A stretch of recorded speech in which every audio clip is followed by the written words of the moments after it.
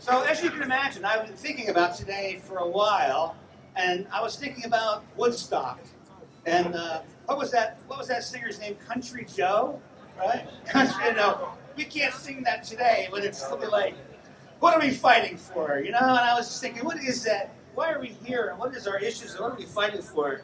You know what? We're fighting for what's right.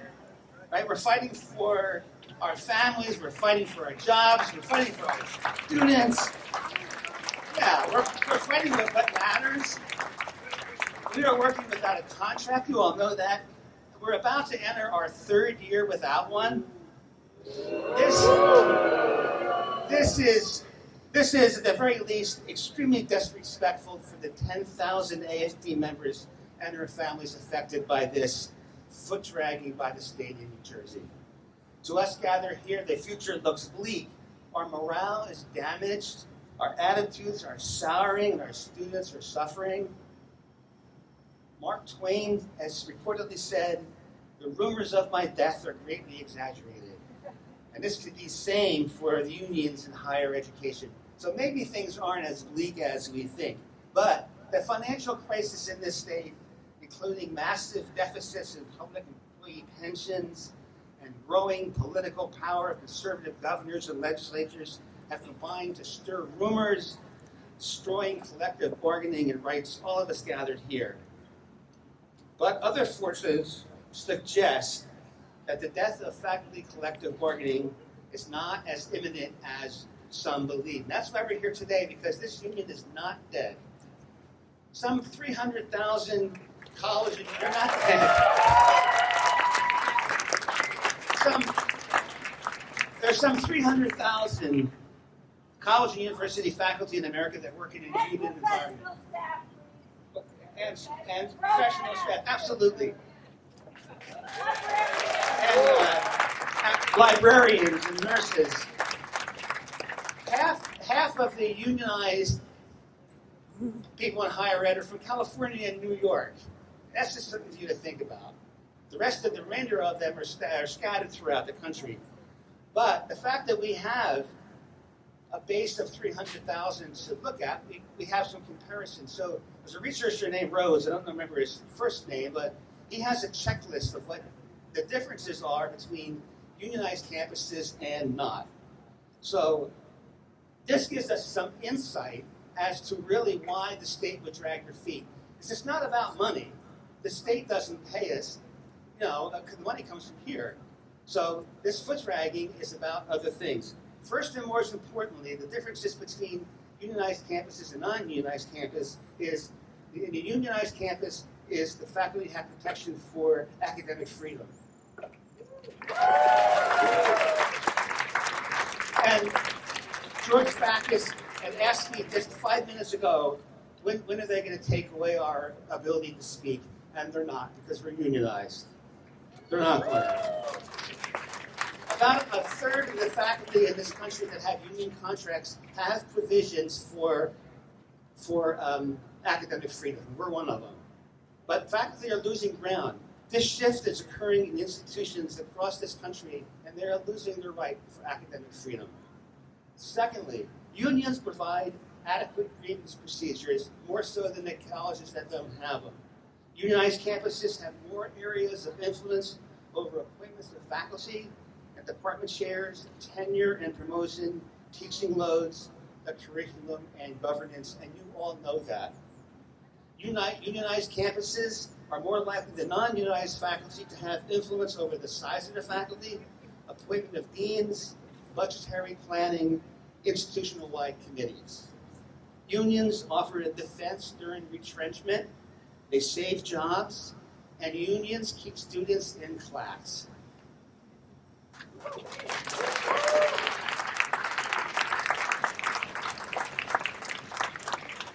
Unions ameliorate discipline-based salary disputes and disparities. They provide leverage on work and life issues and act as a mechanism for retaining academic values during periods of incorporation, and you're feeling that now.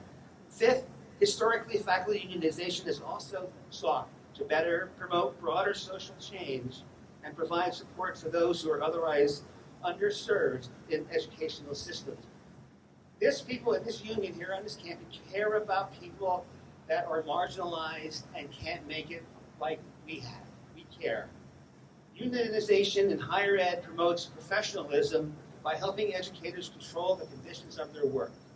Unions provided benefits to job security and tenure. And if you don't think tenure is in trouble, then you're not reading newspapers.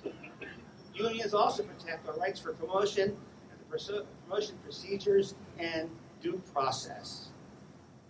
Morehouse and Bossert in 2008 suggest that female faculty members benefit substantially from formalized procedures, and females hold a greater proportion of faculty positions at unionized institutions. They are more prevalent at both the associate and at full professor levels than comparable ununionized institutions. So yay for the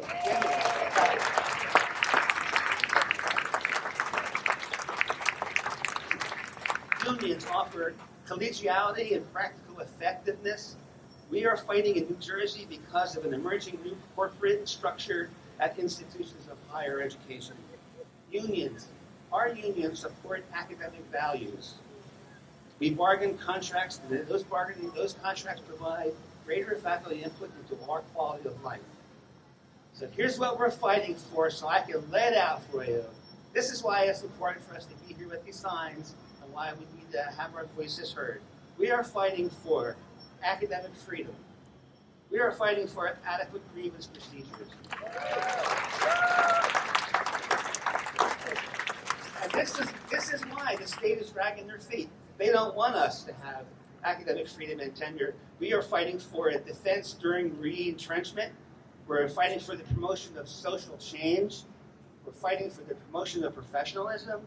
We're fighting for job security, tenure, promotion procedures, due process, and most notably for women. We are fighting for the interest of students and their families. We're fighting to monitor abnormalities in spending and advocate for reasonableness in tuition and housing fees. And we all do that, and you know we do. We do. Who else but you in this union, who else but you standing here today care more for students and here all than us standing here today at TCNJ?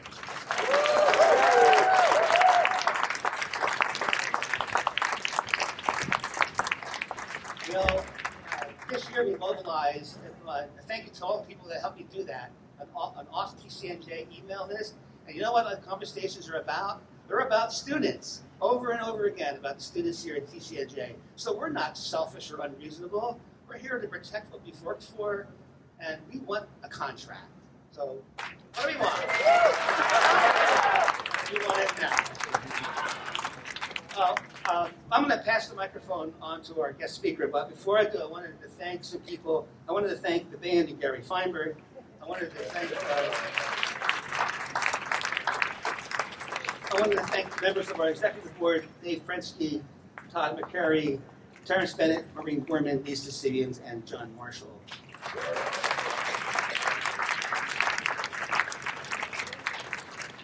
I also want to thank Helen Tilley, our office manager. In the midst of planning this rally, I'm going through my 5-year review, so I'm being observed in class. So in the middle of all this, I'm being watched in class, and Helen picked up the slack for all the stuff I forgot to do for this rally. So I also want to thank our ad hoc committee that worked on this work. So Nancy Lasher, Matt Mund, and Susanna Monsu are here today. Thank you for that. I want to thank all of you for being here. And I promise I'm doing my best, and I will do my best to get information to you as I get it about the nature of our contract and our status. But forget that. Let's have a rally, have some fun, make a lot of noise. So for that, and I wanted to introduce our guest speaker, Charles Wojcik. He is the president of the AFL-CIO New Jersey, and he is a gripping speaker and a gripping man. Charles. Brothers and sisters, I'm here today, first off, to say thank you. I want to say thank you to each and every one of you for doing what I consider to be the most important job that anyone can have. I'm also a parent, I have 2 sons, went to high school, went to college, and I can tell you firsthand that the job that you all do is second to none. And I'm proud to stand here with you today. Now, your president just outlined a lot of different union issues about the difference of being in the union and outside the union in the field of education. But I'm here to tell you today that we're all workers. No matter if you're working at a college, university, if you're staff, if you're a nurse, if you're a construction worker, a state worker, we're all workers. And the workers in this country, and particularly in this state under this governor, have been under attack.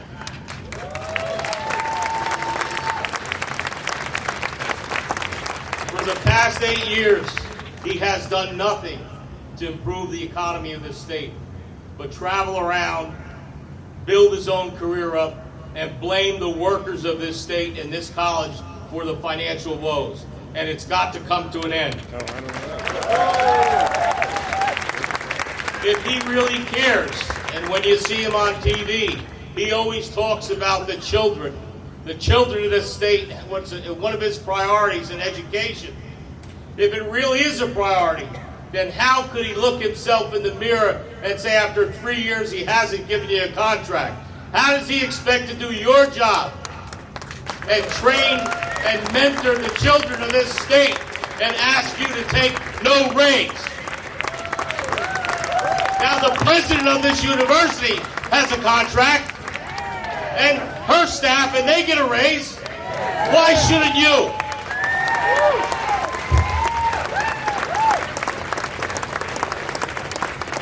You know, over the same period of time, I'm a worker too. I'm in the same pot. Taxes are going up. Utilities are going up. Auto insurance, the highest in the nation. Everything you look at, food, gas, it's going up. You're paying more for your health care. How do they expect you to do this? How do they expect to treat you with dignity and respect in your own profession when for 3 years they won't come to the table and give you a contract?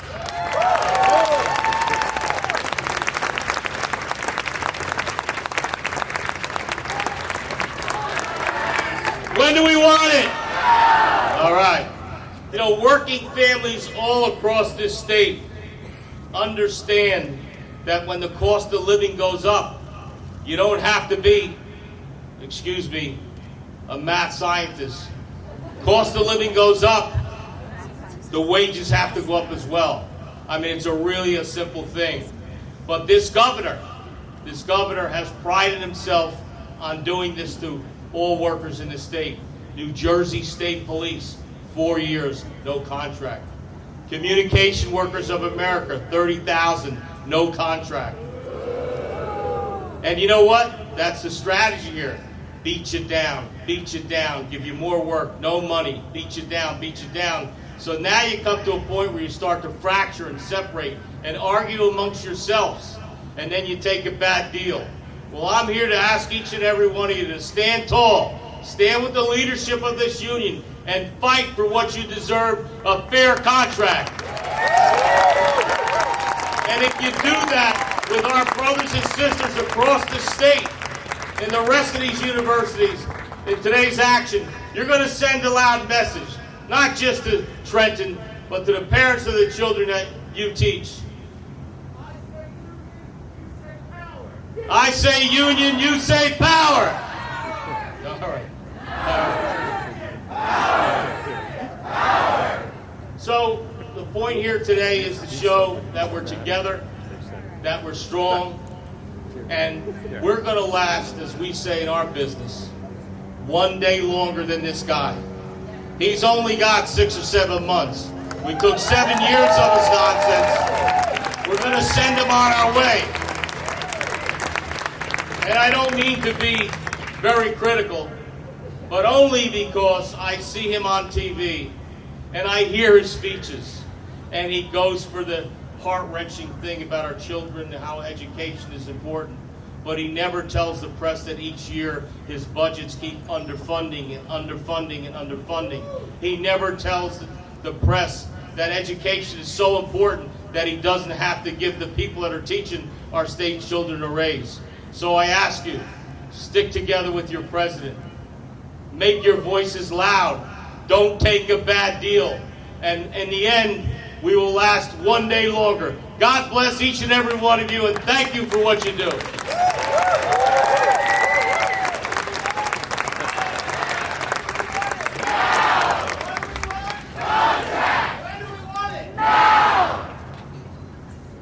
Andrew Dixon wants to say a few words. He's from AFT Nashville, and he's an adjunct professor at Rowan.